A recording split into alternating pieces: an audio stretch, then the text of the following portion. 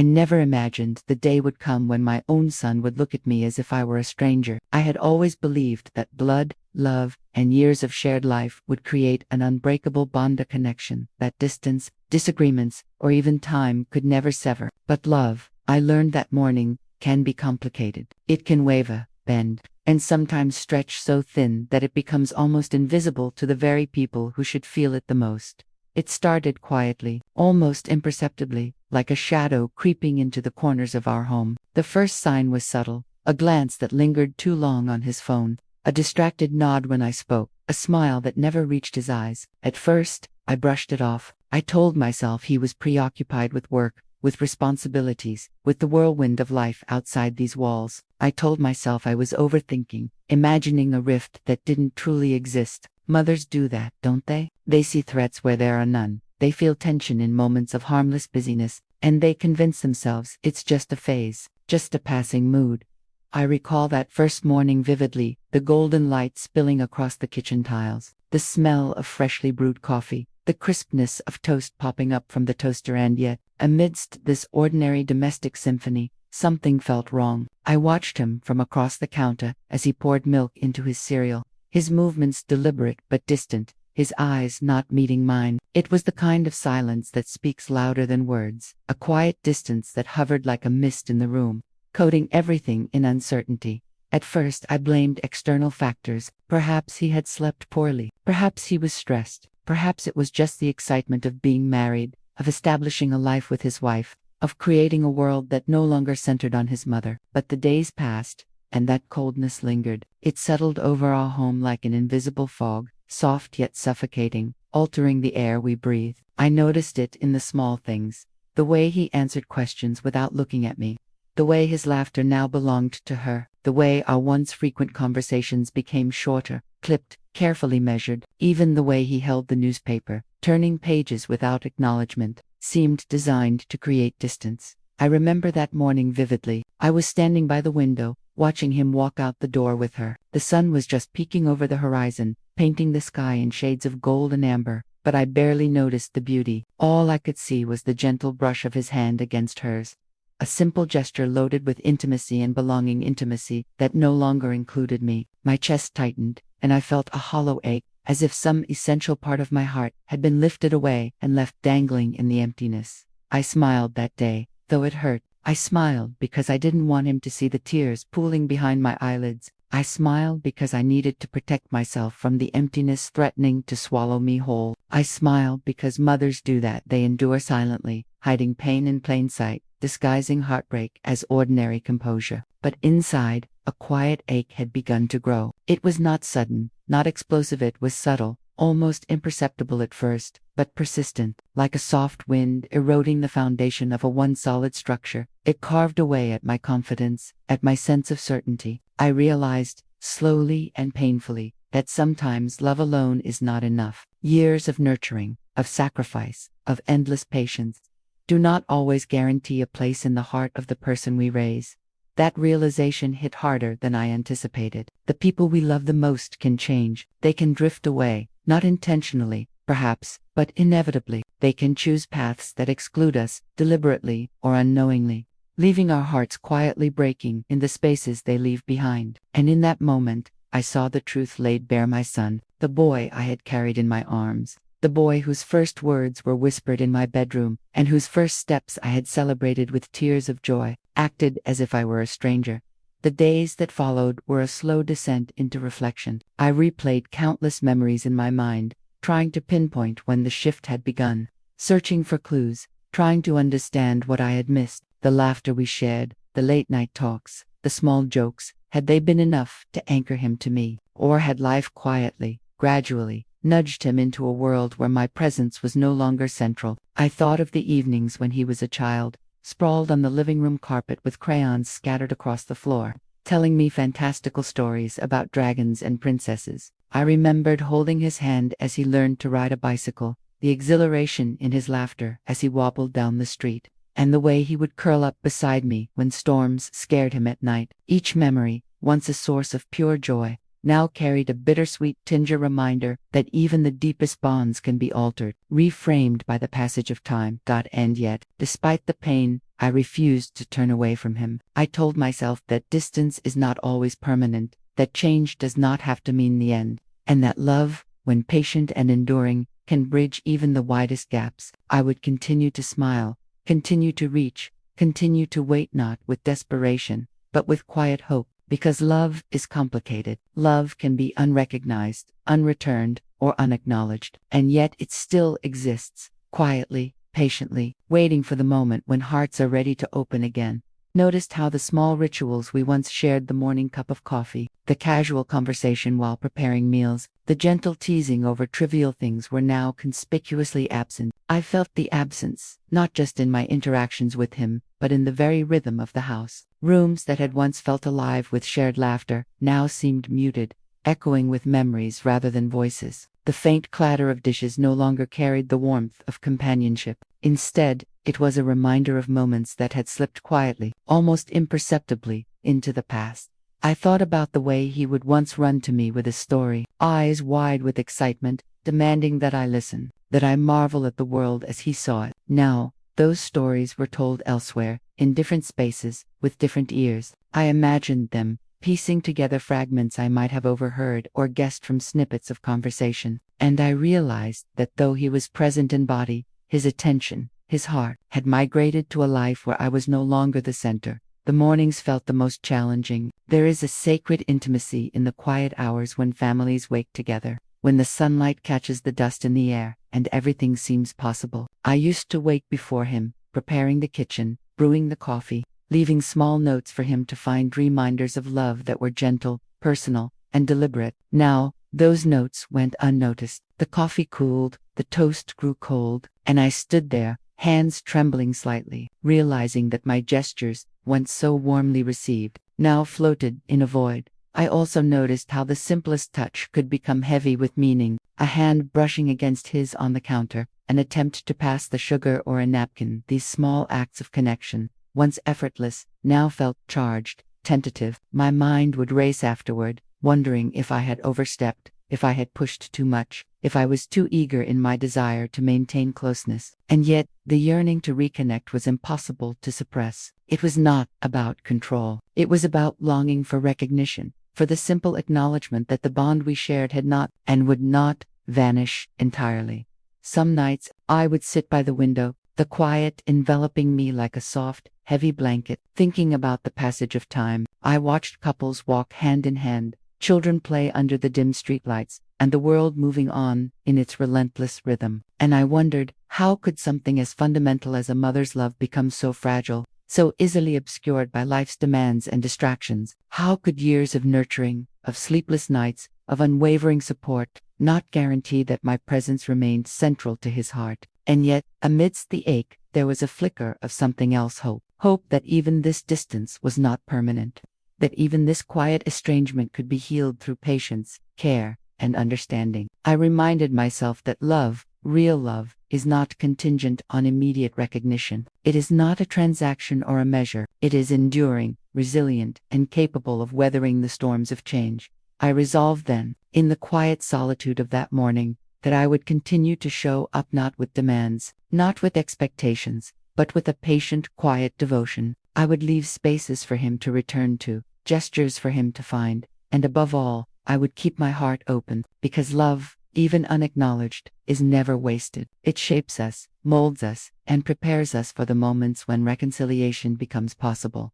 That morning, as I watched him disappear down the street, I felt the sharp sting of loss, the hollow ache of separation, and the quiet whisper of hope all at once. It was a day that shattered the illusion of permanence, but it also marked the beginning of a journey to understand, to forgive, and perhaps, one day, to reconnect. I knew then that motherhood is not measured by presence alone, nor by the warmth of daily conversation, but by the willingness to endure, to wait, and to love despite absence. It is the recognition that children will grow, change, and find spaces in the world that do not always include us, but that our love, patient and unwavering, remains as an anchor, a constant, and a guide. And so, I smiled that morning, though my heart ached, and whispered to the quiet house, I will wait, I will endure, I will love, always, because even when love is stretched thin, even when it seems almost invisible. It persists, and in its persistence lies the promise of return, of healing, and of quiet, enduring reconciliation. I grew up in a home full of life's cousins, aunts, and uncles moving in and out like sunlight, spilling warmth and chatter across every corner. The house always felt alive, as if even the walls participated in the rhythm of our days, breathing in laughter, sighs, and whispered secrets. Doors opened and closed constantly, feet shuffled across wooden floors, and yet beneath the chaos there was a subtle order, a quiet harmony that kept us all tethered. Even as a child, I felt its pulse, a beat that reminded me we were safe, together, and loved, even if only imperfectly. The kitchen, however, was the heart of everything. Warmth radiated from the stove, where my mother stirred bubbling pots, the scent of fresh bread mingling with simmering spices, cinnamon, cardamom, turmeric, and cumin dancing together in the air. Her hands moved with precision, chopping, measuring, and seasoning with a rhythm I could never replicate. She hummed softly, a melody that seemed to stretch across the house, threading itself into every corner. Even when I was too young to understand the weight of responsibility she carried, her song was comforted, was care made audible. I can still remember the way the sunlight caught the slight sheen of sweat on her brow during long afternoons of cooking, the faint flour dust clinging to her fingers as she kneaded bread, and the softness in her eyes when she glanced at me, the corners crinkling as though they held secret laughter only I could understand. My father, by contrast, was quiet and serious. He preferred stillness, sitting at the dining table with the newspaper, eyes scanning headlines with a calm that seemed infinite. Yet sometimes, when he looked at me, I caught a softness that startled me, an expression that carried warmth, protection, and an unspoken concern. He didn't say much, but I always felt his presence as a shield, a silent reassurance that everything would be all right. There was a language in his quiet, a deep-seated love expressed not in words but in consistent presence. I can still recall the evenings when he would set aside his book to watch me practice the piano or linger by the window, waiting for my return from a school play, offering a nod of approval that was enough to make the smallest triumph feel monumental. Even amidst the flurry of people, I noticed small threads that held us together. My sister Amina would give me secret smiles during family meals, small signals that only we understood. My mother's touch lingered on my hair when she tucked me into bed, her hands warm and gentle against my skin. My father's hand rested briefly on my shoulder during moments of doubt, steadying me without a single word. Those moments, as small as they were, carried the weight of unspoken love, of invisible bonds that anchored me, that told me I belonged. I began to realize, even as a child, that family wasn't just about voices and presence. It was about the subtle ways in which people made you feel seen, protected, and part of a shared rhythm that persisted even through chaos. The garden at the back of our house was another world. Sunlight would filter through the leaves of jasmine and marigold plants, casting shifting patterns on the grass. I spent hours barefoot there, running, hiding, exploring. The air smelled of earth and flowers, and sometimes, if the wind was just right, I could catch a whiff of the bread baking inside. It was my sanctuary, a place where childhood freedom and imagination intertwined. I made friends out of the trees, imagined stories with the flowers, and let my small hands dig into the soil, feeling the cool, damp earth slip through my fingers. Yet even in that sunlit haven, I noticed whispers, glances exchanged between relatives, sudden silences when certain family members arrived, and the quiet tension that seemed to linger in the corners of the rooms. At the time, I couldn't understand it, but it left an imprint on me, a subtle reminder that not all truths are immediately visible. When I became a mother, I believed I knew what love was, but Armin redefined it entirely. From the first moment I held him in my arms, I felt a bond so strong, it was almost physical, as though his heartbeat had merged with mine. I remembered the first time I heard it, during an ultrasound, the soft, rapid rhythm that seemed to echo inside me, a small life thrumming with infinite possibility. When he was born, I stayed awake for countless nights, holding him close, memorizing the curve of his tiny lips, the softness of his skin, the curl of his small fingers around mine. Each detail was a treasure, each cry a signal that he depended on me, and I vowed silently that I would never let the world hurt him. Every milestone, first steps, first words, first laugh was monumental. I remembered the first time he said "Ma," and later, "Mama," and how my heart had swelled with a love I couldn't contain. The first time he stumbled across the living room floor and I caught him, his small eyes wide with surprise and trust. I knew I would endure anything for him. Every scraped knee, every minor illness, every exam he faced, I faced with him. Sleepless nights blending into quiet mornings, the weight of responsibility and devotion, threading itself into the fabric of my life. Even mundane routines became rituals of connection. I remembered how he liked his breakfast served just so, the way he brushed his teeth with meticulous care, the tiny smile he gave when he first learned to tie his shoes. These ordinary moments became sacred to me, imbued with the intimacy of shared life. Small acts that communicated love more profoundly than words ever could. Each day, I watched him grow, celebrating quietly and fiercely, knowing that this tiny human being depended on me, and I relished every second of it. I began to see that love was not always grand gestures, but often lived in repetition, consistency, and attentiveness, moments that stacked quietly, forming a lifetime of connection that seemed invisible, but was foundational. That as he grew older, the world began to expand around him. I watched him navigate school, friendships, and the wider world with curiosity and confidence. I delighted in his accomplishments, good grades, sports victories, moments of bravery, and I silently bore his disappointments alongside him, soothing scraped knees and broken hearts with the same quiet devotion I had carried since his birth. My love for him became a constant, a background pulse that I rarely acknowledged out loud. Yet it shaped every action, every thought, every choice I made. I learned that love, especially maternal love, often exists in the tension between holding close and letting go, protecting yet allowing growth, guiding while learning to release. When he announced his engagement to Sarah, I felt a mixture of joy, anticipation, and subtle apprehension. I wanted him to be happy, to experience love and companionship, to build a life with someone who would cherish him as much as I did. But I also felt the first stirrings of unease. Sarah was polite, composed, but there was a distance in her demeanor, careful loyalty to him, a quiet reserve toward me. I tried to welcome her, to include her, to build a bond. But every gesture I made seemed to bounce off a wall I couldn't see. I found myself analyzing the nuances in her tone, the way her eyes shifted during conversation, the carefully controlled gestures that marked her presence. It was subtle, yet I could not dismiss the creeping tension it brought into our once simple household. In the months before the wedding, I noticed changes in Armand that unsettled me. Hesitant glances replaced our familiar eye contact. Phone calls were delayed or brief. Hugs, once warm and lingering, became rushed and perfunctory. I tried to rationalize these shifts, telling myself it was normal, that a mother's worry often magnifies ordinary change, but a quiet worry settled in my chest. The closeness we had shared since his first days seemed to drift, like a shadow receding from the light, and no matter how much I tried, I couldn't reach it. And then came the moment I never expected, the one that shattered the fragile sense of continuity I had always taken for granted. He called me ma'am instead of mom.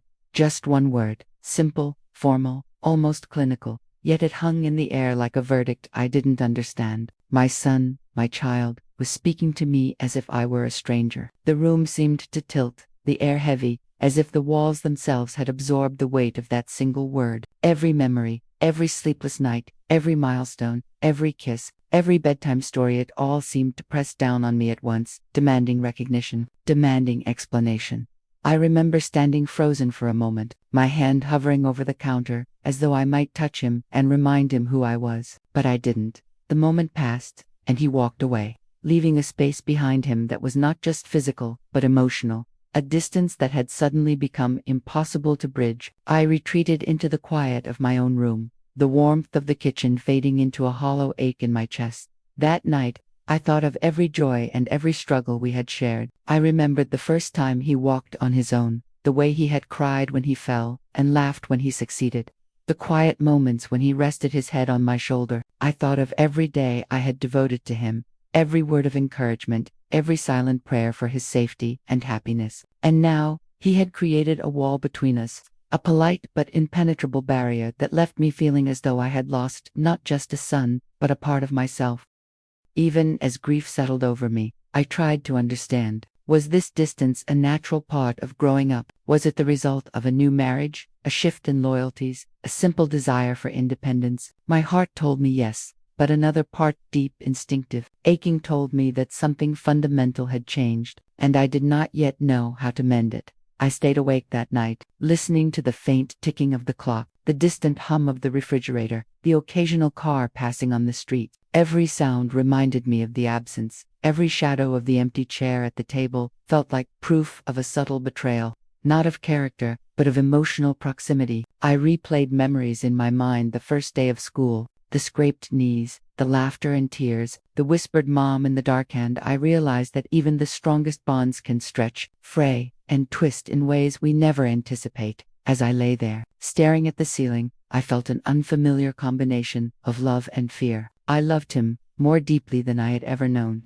Yet I feared that the bond we had forged from the moment of his first breath was now fragile, vulnerable to change and distance. And yet, beneath the fear, I also felt a stubborn hope, a quiet determination to reach across the space he had created, to find him again in the vast landscape of his adulthood, to remind him and, perhaps myself, that love, though it may shift, never truly disappears. The tension between Armin and me didn't erupt suddenly. It grew like a shadow stretching across the walls, subtle at first, almost imperceptible, but inexorably present. It started as small, almost unnoticeable shifts in behavior, like the way a gentle current changes direction imperceptibly, until suddenly you realize you are adrift. At family gatherings, I noticed the change immediately. Where once there had been warmth and easy laughter, there was now quiet politeness. Conversations felt carefully measured, as though we were all stepping around an invisible fault line. The cousins who used to run around with Armin, wrestling and joking, now seemed to gravitate toward him as if I weren't in the room. His attention was elsewhere, always somewhere I could not reach. I tried to participate, to re-establish the rhythm we had shared for so long, but I felt like an outsider in my own home. When I told a story from his childhood, the one about the time he had brought home a stray kitten and hidden it in his room for a week, he smiled, nodded, but the warmth was absent. The laughter was polite, empty of recognition for the shared memory. It hurt in a way I hadn't anticipated, the feeling that the past we had built together was slipping into shadow, leaving me on the periphery. I realized, painfully, that memory alone could not bridge the growing chasm. Even in the quiet moments, the absence of connection was palpable. One evening, I asked gently, my voice tentative, "Armin, do you want some tea?" He nodded without looking at me, his eyes fixed on something beyond the kitchen, something I could not name. No smile, no acknowledgement, only silence. The air seemed heavier in that moment, thick with the unspoken distance that had taken root between us. The simple act of offering a cup of tea, once an intimate gesture that conveyed warmth and care, now felt like reaching across an impassable void. It wasn't just words that wounded me. The small things hurt the most, the forgotten routines we had shared for years, the inside jokes he no longer referenced, the questions about my day or my health that simply no longer came. Even my words seemed invisible, floating in the air without weight or recognition. I began to notice patterns that once would have seemed inconsequential. The way he would glance at his phone mid-conversation, the quick nod in response to my comments, the way he would drift into discussions with Sarah while leaving me unacknowledged. Each tiny omission compounded the feeling of being unseen, and the loneliness was heavier because it existed in plain sight. I remember one afternoon, sitting quietly in the living room, staring at the empty chair where Armin usually sat during our talks. I felt the ache of 1,000 unspoken words pressing in my chest. I wanted to reach out, to touch him, to bridge the distance, but the gap felt infinite. My mind replayed memories like an old film. The first day he walked to school, the way his small hand had grasped mine with absolute trust, the nights he was sick, and I had stayed awake, tracing the contours of his face with my fingers, the quiet moments of shared laughter over trivial things that now seemed like relics of another life. And yet, these memories were mine alone. Treasures I held in secret, no longer recognized by the one whose life I had devoted myself to shaping. I confided in my sister, Amina, seeking solace in the only person who seemed to understand the quiet ache in my chest. Her hands held mine gently, her voice calm and steady. "Sometimes, love changes shape," she said. "It doesn't disappear, it simply becomes different. He will come back, in his own time." I nodded, trying to believe her, but each passing day made the words harder to trust. Her reassurance felt like a lifeline, and yet, in the depths of the night, I lay awake wondering if the distance was permanent, whether my son's heart had slowly drifted into a life where I no longer belonged. Even ordinary household interactions became arenas of subtle tension. Breakfasts were quieter, plates clinked more sharply than before, as if to punctuate the absence between us. I noticed the way Armand's chair was angled slightly away from mine at the table, the deliberate way he avoided eye contact when I entered the room, the way his words were clipped, almost rehearsed, when he did respond. It was as though each act of politeness carried with it an invisible boundary, one I could not cross no matter how hard I tried.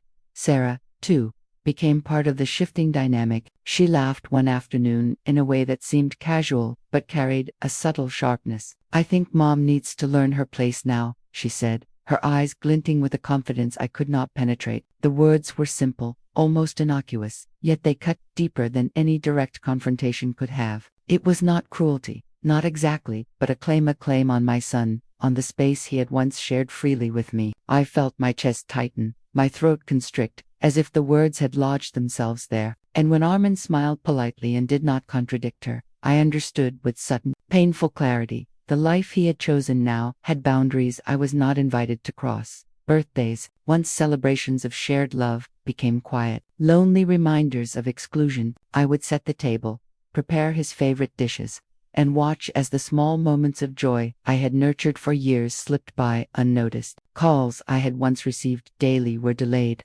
often unanswered, and when they came, his voice carried a formality that felt strange and foreign. I felt like a guest in my own life, observing my son as though he were a stranger living under the same roof. Each forgotten routine, each casual remark, each absence of acknowledgement became a weight pressing against my chest, a constant reminder of how much the relationship I had taken for granted had changed. I began to notice how these patterns affected the other members of our household. Amina watched quietly, her brow furrowed, her hands often reaching out to squeeze mine in silent solidarity. My husband, ever patient, tried to mediate with gentle questions, but even his careful words seemed insufficient. The tension was pervasive. It had seeped into the walls, into the furniture, into the air itself. Conversations felt truncated, laughter strained, and ordinary moments of daily life, once a source of comfort, now carried the weight of unspoken conflict. The emotional strain was exhausting. I found myself questioning everything: my actions,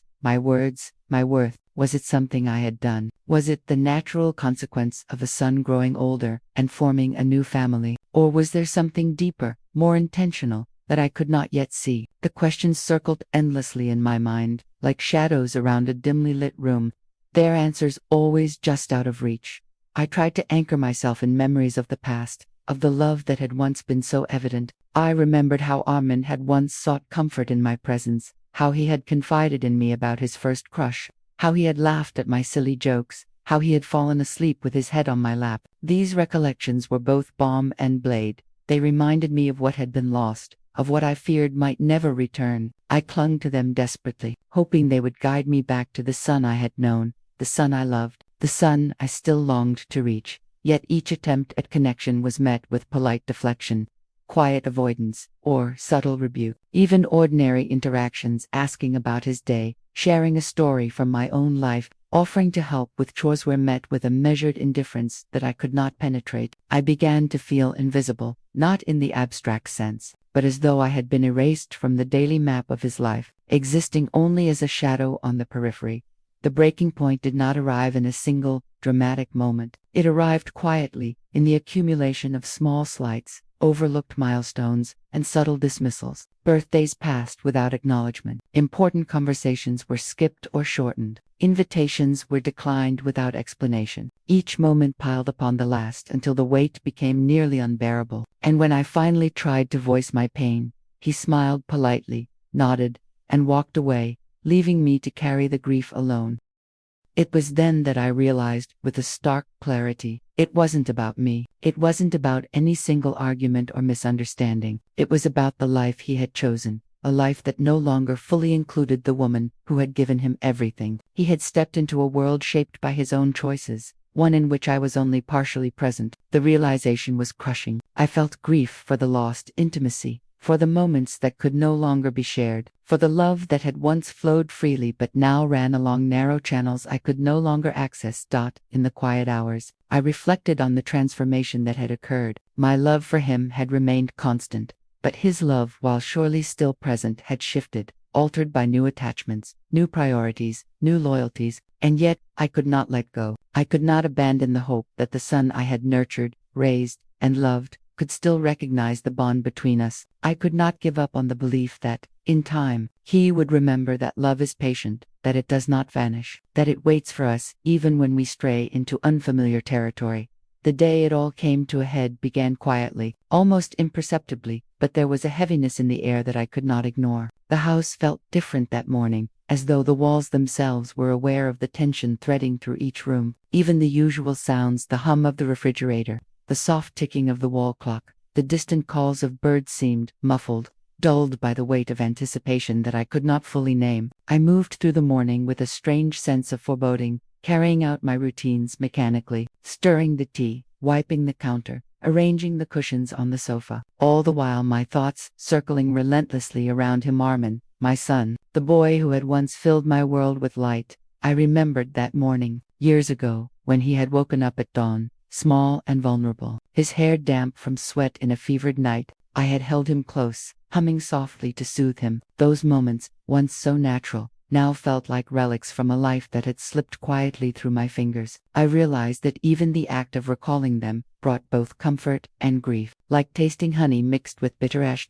When he walked in that afternoon, the air seemed to constrict, as if the entire house was holding its breath. His eyes met mine, but there was no warmth in them. There was politeness, yes, a formal acknowledgement of my presence, but none of the recognition that had once been so natural between us. The boy who had clutched my hand in the night, trembling with fear or excitement, now seemed a stranger in his own home. I swallowed the lump rising in my throat, trying to steady my voice as I asked softly, "Armin, how was your day?" "It was fine, ma'am," he replied, his tone neutral, almost rehearsed. The word "ma'am" hit me with an unexpected force. I had braced myself for distance, for subtlety, for hints of his growing separation, but I had not prepared for this formal, almost cold acknowledgement. My son, my child, the one whose small fingers I had held through every stumble, every scraped knee, every whispered secret, spoke to me as if I were a stranger. The words lingered in the air, clinging to me like ice, freezing the familiarity that had once been effortless. I poured him tea, our fingers brushing for the briefest moment, a fragile, fading connection that seemed to tremble under the weight of everything left unsaid. The steam from the cup curled lazily into the air, carrying with it the faint aroma of cardamom and cinnamon. It should have been a comforting scent, but today, it seemed almost cruel in its familiarity. The tea was a bridge, tenuous and trembling, a fragile attempt at connection, and yet even that small gesture felt heavy with unspoken emotion.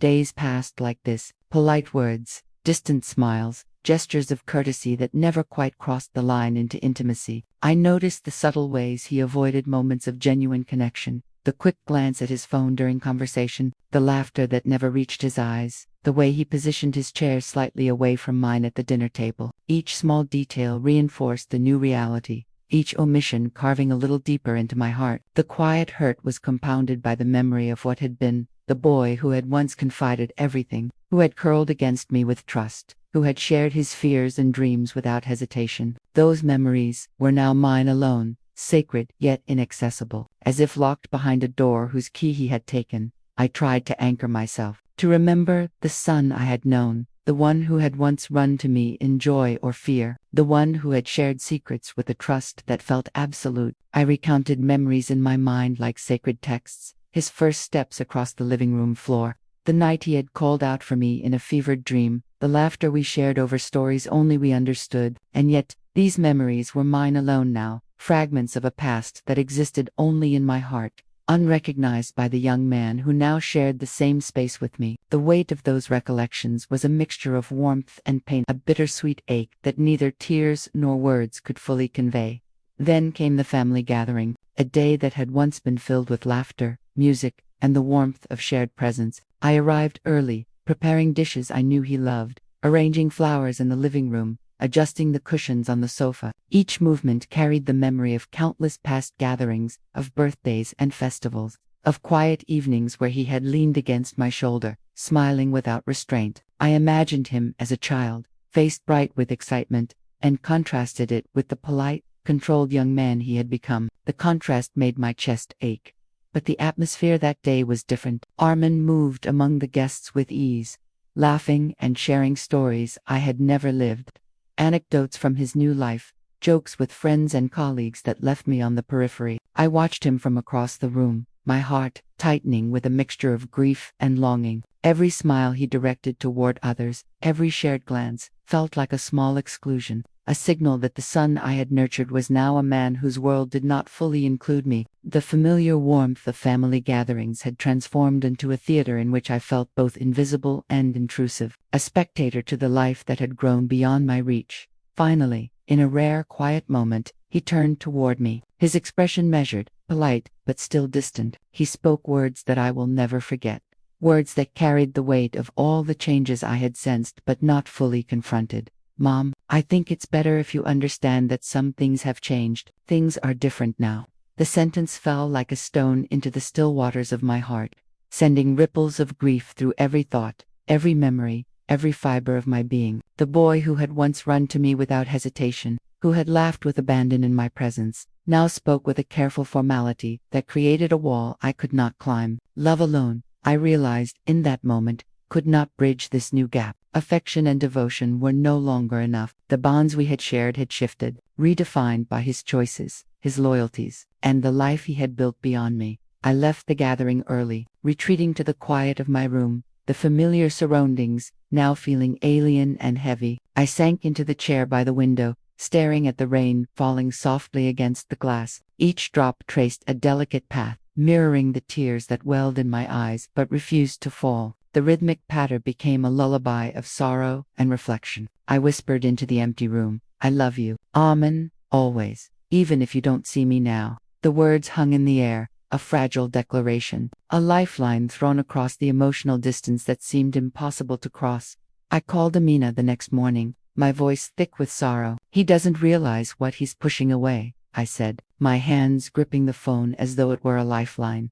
Some truths he needs to learn on his own, she said softly, her voice calm, gentle, filled with the patience that had always been her gift. You've done everything right. You've given him love, guidance, care, that will never vanish, even if he doesn't see it yet. Her words offered a small measure of comfort, a reminder that the love between mother and child is resilient, even when it is unrecognized. And yet, the ache remained, a persistent shadow that seemed to settle over every corner of the house, every moment of daily life. The turning point did not arrive with drama or confrontation. There was no shouting, no angry exchange, no explosive moment to mark the change. It arrived quietly, subtly, in the recognition of the truth I had been resisting. My son had changed, and I had to let go enough to survive the heartbreak, enough to preserve my love and dignity. It was a painful awareness, but it was also liberating. In that quiet acceptance, I found a strange sense of peace.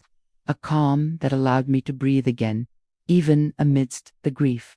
I began to notice the world differently. The sound of the rain tapping against the window became a rhythm to which I could anchor myself. The scent of freshly brewed tea, the warmth of the sun on the balcony, the familiar hum of the refrigerator all became reminders that life continued, even as the emotional landscape shifted. I realized that my love for Armand did not require reciprocity to exist. I could love him fully, even if the form of our connection had changed. I reflected on the years we had shared, the countless moments of tenderness and care that had built the foundation of our bond. Each sleepless night, each scraped knee tended, each whispered encouragement, none of it had been in vain. Even now, in the face of distance, the love I had poured into him remained a living part of our story, an unbroken thread connecting past and present, mother and son. I began small, simple acts that affirmed my presence in the world beyond my role as a mother. I tended to the garden, feeling the soil between my fingers, watching new shoots emerge despite the rain. I baked bread, allowing the aroma to fill the house, not as an invitation but as a quiet assertion of life continuing. I spoke to neighbors, wrote letters to distant friends, and allowed myself moments of reflection that had nothing to do with Armand, yet everything to do with reclaiming the wholeness of my heart. And always, in the quiet hours by the window, I whispered the words that had become a mantra of endurance. I love you, Armin, always, even if you cannot see me now. The rain would fall, steady and patient, and I would feel the weight of loss and the lightness of acceptance coexisting in the same moment. The turning point was subtle, but it was transformative. It taught me that love, at its deepest, is unconditional, resilient, and capable of surviving even when unacknowledged. The days that followed were hushed, subdued, as if the very walls of the house were holding their breath, waiting for something to shift, for a note of life to return. Morning light streamed through the windows, catching on dust motes that danced lazily in the air, tiny golden flecks suspended in a silent, gentle current. The familiar sounds of the house creaking floorboards, the faint whir of the refrigerator, the rustle of curtains in the morning breeze felt foreign now, as though I were inhabiting someone else's memories rather than my own home. Each routine, once effortless, now carried an almost unbearable weight. Preparing breakfast, washing dishes, folding laundry, these acts, which had once been unconscious expressions of care, now felt like rituals performed for ghosts, reminders of absence rather than presence. Armand's room remained a shrine of memory, unchanged yet resonating with the echoes of his presence. His books were stacked in precise order. The soft slippers by the bed seemed poised for someone who might never arrive, and the faint, lingering scent of his calantha, one he had worn even in his teenage years, clung stubbornly to the fabric of the curtains and the corners of the room. Every object, every detail, carried a meaning I could not escape. They reminded me of the boy who had once bounded into the kitchen with wide, laughing eyes, of the tiny hand that had clung to mine, trusting and warm. They reminded me, painfully, of the slow widening of the distance that had left me navigating this home like a stranger in a familiar place. Memories rose unbidden, a parade of the past projected vividly against the walls of my mind. I remembered the mornings before dawn, cradling Armin in my arms as he stirred awake from restless sleep. I whispered songs, old lullabies, each note a thread woven from hope and love, coaxing him gently back into rest. I remembered the tiny victories. His first words, spoken hesitantly but with fierce determination. His first unsteady steps, teetering across the living room carpet with arms outstretched. The triumphant cry when he had ridden his bicycle without training wheels, a small triumph that had felt like conquering the world. And even the mundane moments, the long evenings spent helping him with homework, the mess of pancake batter splattered across the kitchen counters. The repetitive bedtime stories that became a sacred rhythm resonated with a richness I could not forget. They were a testament to a love that had been absolute, yet now seemed almost inaccessible, like a distant shore glimpsed across turbulent waters. And yet, even in this sea of longing, there was no anger.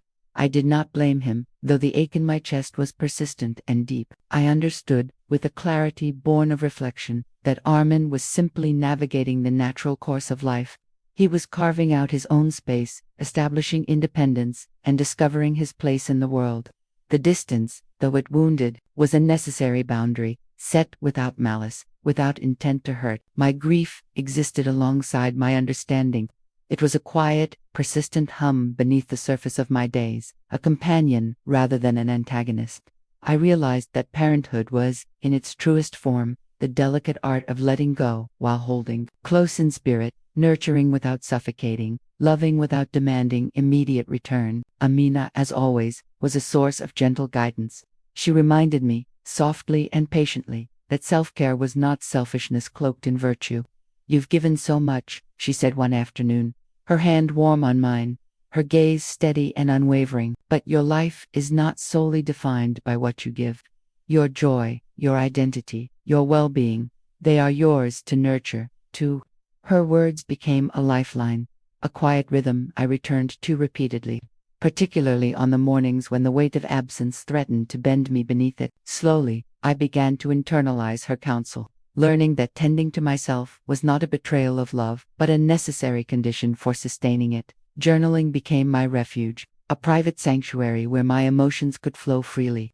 I wrote letters to Armand, letters that I never sent, but which poured out the ache, the hope, the confusion, and the steadfast love I carried for him. Each page was a vessel for my long nights of silent tears, the hours spent in anxious waiting, the tender, invisible labor of love that had gone unnoticed.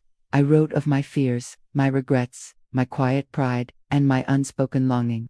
Through the act of writing, I transformed raw, chaotic emotion into something tangible, something I could observe without being consumed. Each word was a lifeline, a bridge over the chasm of silence that had grown between us. a way to connect past and future, memory and possibility. The garden, too, became a sanctuary of reflection and resilience. I immersed myself in its quiet rhythms, the gentle turning of soil, the careful planting of seeds, the soft patter of water against petals, the meticulous pruning of branches and leaves. Each act, small and deliberate, was a meditation, a lesson in patience.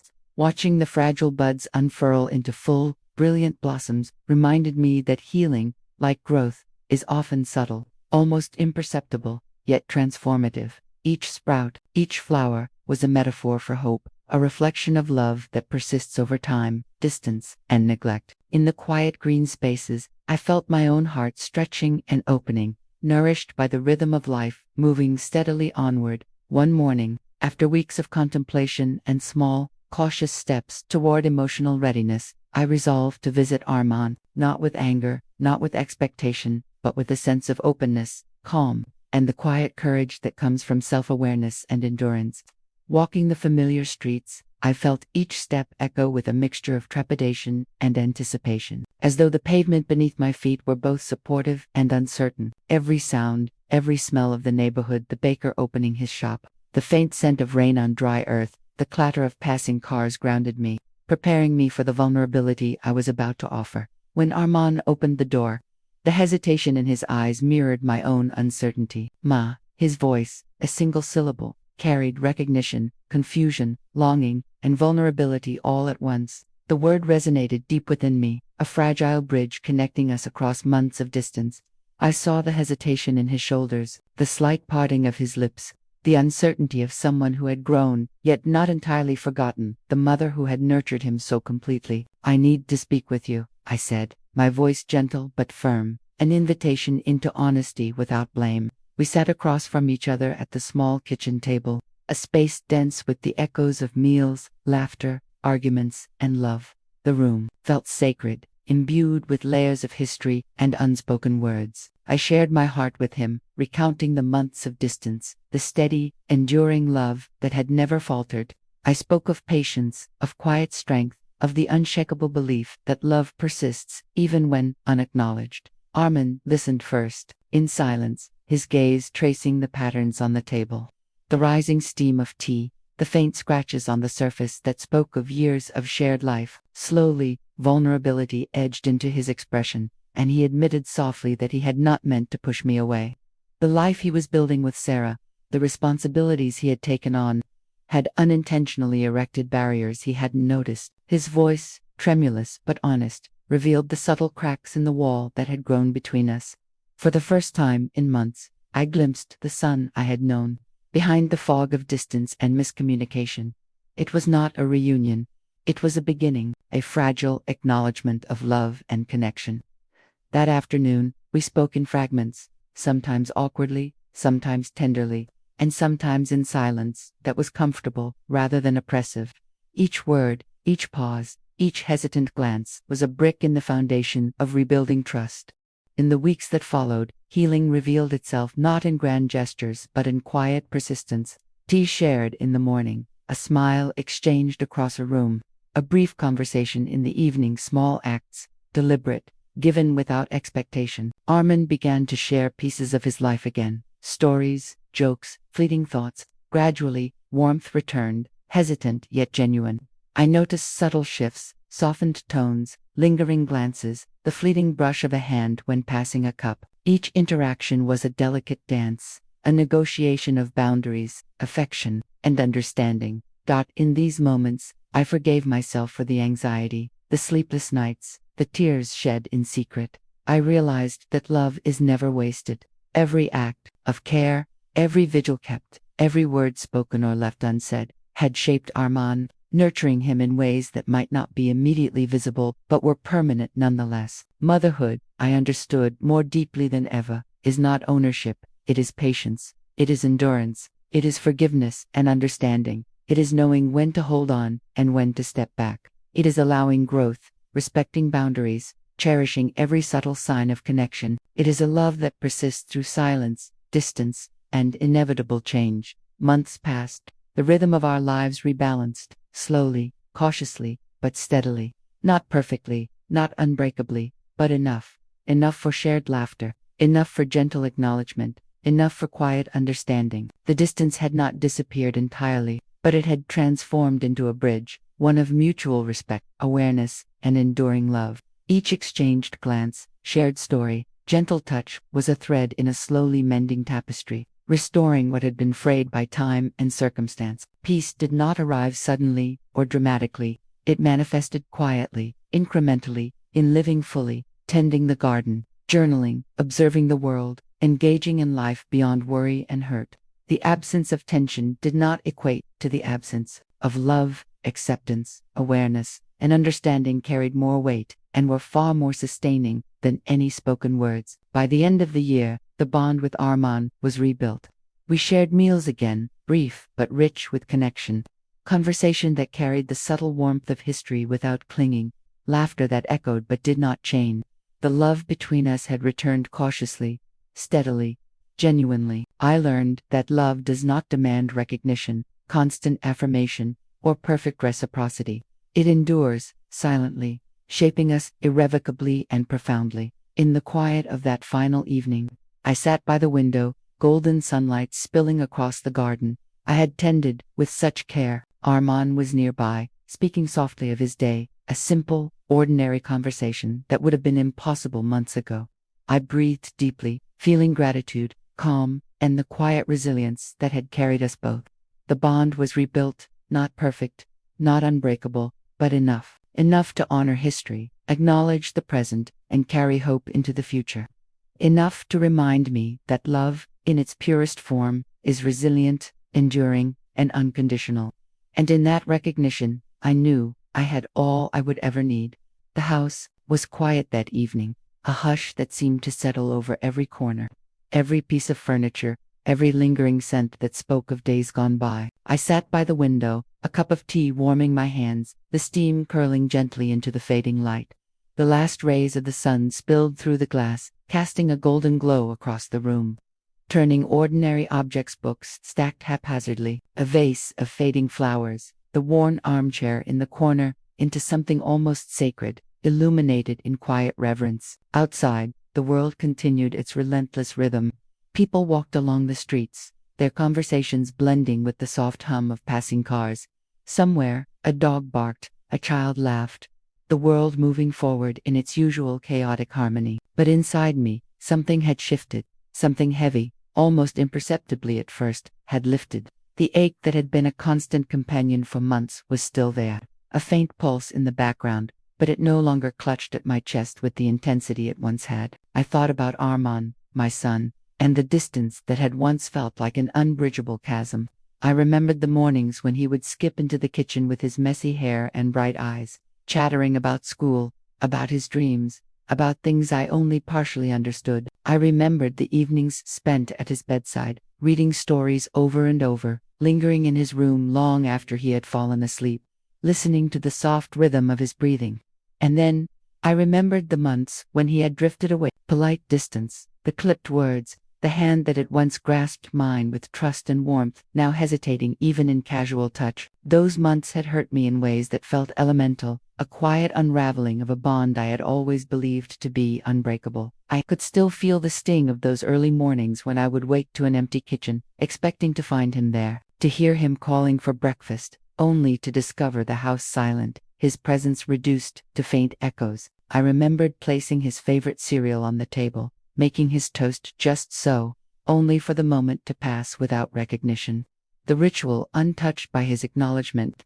Those small, overlooked interactions had accumulated into a kind of invisible weight pressing on my heart, one that I carried even into moments of outward calm. And yet, I also remembered the small, quiet moments that had begun to bring us back together. Tea shared across the table, steam rising and curling between us, fingers brushing briefly as the cup passed from one hand to the other, a laugh at a simple joke, the kind that didn't need context or grandeur, but only a shared history to make it meaningful. A hand held briefly, but sincerely, a glance that conveyed understanding without the need for words. These were the moments that mattered, not the dramatic gestures, not the speeches or promises or orchestrated reunions, but the subtle, patient acts of love that quietly stitched together the frayed edges of our relationship. I recalled the first time I noticed the shift. It was unremarkable, a tiny smile, almost reflexive, that Armin offered while I recounted a story about a childhood pet. It was fleeting, a mere flicker, but in that flicker, I felt the spark of what had been, a reminder that beneath the distance, the bond had never truly vanished. I learned then that restoration was not a sudden act. It was incremental, made up of countless small gestures that required patience, awareness, and a willingness to keep showing up. I thought about myself, too, about the strength I had discovered in waiting, in hoping, in forgiving. I realized that the resilience I had found was not a sudden revelation but a slow accumulation of choices, choosing to speak kindly even when my heart ached, choosing to reach out even when rejection seemed likely, choosing to hold space for love without demanding it in return. I understood, in the deepest sense, that being a mother is not about control or expectation. It is not about ensuring that love is returned in the exact measure it was given. It is about enduring. It is about carrying a place in your heart for someone else, even when they are distant, even when life reshapes the connection in ways you cannot predict or prevent. Time, I realized, was both cruel and kind. It had stretched the moments of separation into months that felt like years, each day carrying the weight of absence and longing. And yet, somehow, it had also brought me here to this quiet evening, to this fragile but real sense of reconciliation. Patience, I learned, is not simply waiting. It is hope in motion. It is faith sustained through uncertainty. It is the quiet belief that love is not lost, only delayed, and that its endurance matters more than immediate recognition. I remembered the nights I had cried silently, tears falling in the darkness when no one could see. I remembered whispering prayers for Armin's happiness, even when my own heart felt invisible, even when my love seemed to go unnoticed. Those nights were not wasted. They had shaped me. They had carved out a strength I had not known I possessed, a capacity for patience and forgiveness I had never imagined. They had prepared me to love in a new way, one that accepted distance without resentment, that embraced silence without bitterness, that could recognize growth even when it diverged from my expectations. I thought of the mornings when I woke to the sound of birdsong, the soft rustle of leaves outside the window, and felt gratitude for the simple continuity of life. I thought of the sunlight filtering through the curtains, spilling patterns across the floor, and realized that beauty persisted even in the midst of pain. I began to see that love, too, persisted in this way.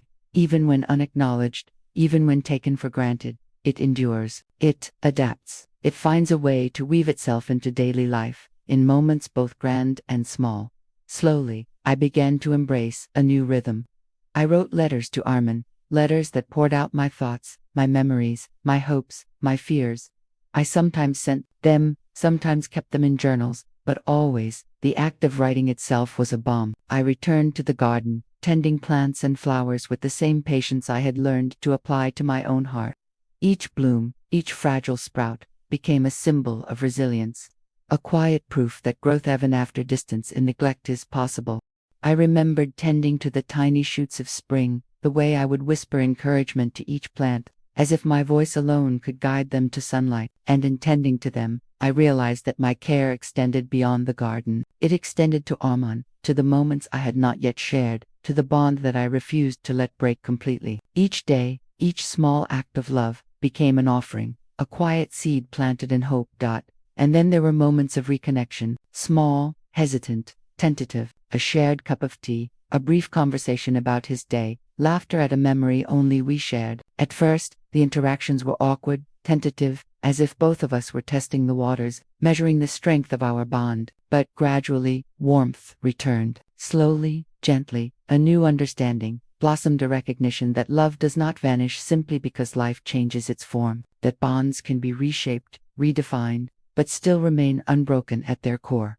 I remembered the first time Armin offered to help me carry groceries inside. His hands brushed mine, and though the gesture was ordinary, it carried a weight of unspoken apology and reconciliation. I did not comment, did not praise, I simply let it be, recognizing that love does not always need words. Sometimes it is simply present, silently declaring itself in action rather than speech. In these moments, I forgave myself for the anxiety I had carried, the tears I had shed, the sense of rejection that had weighed on my heart. I realized that love, even when it feels unreciprocated, is never wasted. Every act of care, every sleepless night, Every tender word, spoken or unspoken, has a lasting impact. It shapes the soul, it molds character, it endures quietly and profoundly. Long after the immediate acknowledgement has faded, I learned, finally, that motherhood is not ownership. It is not a contract of control or entitlement. It is patience, endurance, forgiveness, and understanding.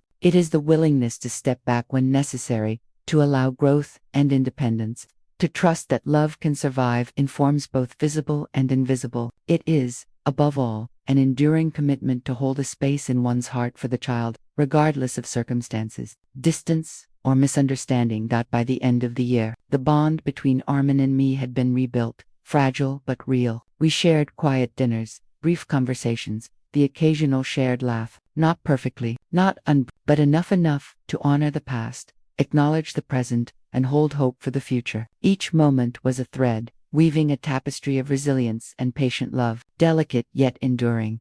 I began to notice the way he lingered in the kitchen for just a few extra moments, a fleeting glance, a soft word exchanged while passing by. Sarah, too, seemed to relax, her sharp edges softening when she saw us connect, realizing that the bond between mother and son, though reshaped, could not be erased. Even my husband noticed, offering a gentle nod of acknowledgement during quiet evenings, his silent support a reinforcement of the peace, settling slowly into our home. As night fell and the first stars began to appear, I felt a quiet peace, not the loud, triumphant peace of a story neatly resolved, but the gentle, enduring peace of a heart that has loved fully, patiently, without condition. It was the kind of peace I wanted to carry forward, for Amen, for my family, and for myself. I whispered softly into the quiet room, almost like a prayer. Love endures, love waits, love forgives, and love is always enough. I set down my cup, breathed deeply, and let the warmth of the evening wrap around me. Outside, life continued its course, as relentless and unpredictable as ever. Inside, my heart was lighter, calmer, ready to continue its journey, carrying the enduring truth that love, patient, unwavering, silent, and persistent, is the greatest gift of all.